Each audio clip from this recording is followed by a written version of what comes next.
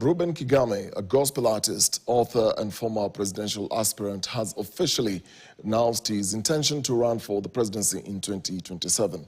This comes amid claims of continued suppression by the state, and in a fiery statement, Kigame accuses the government of muzzling dissent and violating his constitutional rights. Kigame, who was scheduled to make his declaration at Kenyatta Market, had to abruptly change the venue shortly after the government revoked his permit to hold the meeting.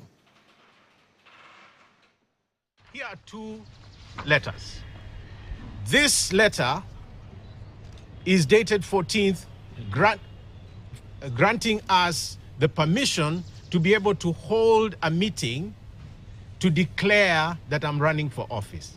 This second one is dated 18th, canceling the same permission.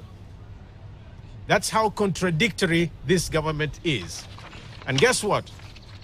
I went to Kenyatta Market not to have a public rally as intended, but instead to have a press conference, just address the media and say, my constitutional right is here, I'll be vying for office. And guess what? They poured police. Kuanzia sasa tunatangaza msimamo wetu kwamba tumaini la nchi hii linapatikana, na tukiungana pamoja kama Wakenya nyuma ya baba Reuben Kigame tunaenda kupata uongozi ulio wa haki. For me, I don't see him as a PWD, I see him as a leader.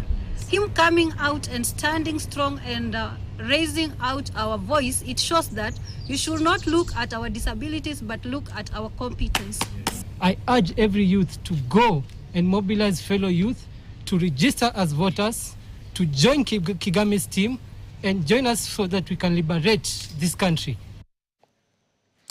Meanwhile, impeachment proceedings against Kericho Governor Eric Mutai will be conducted in plenary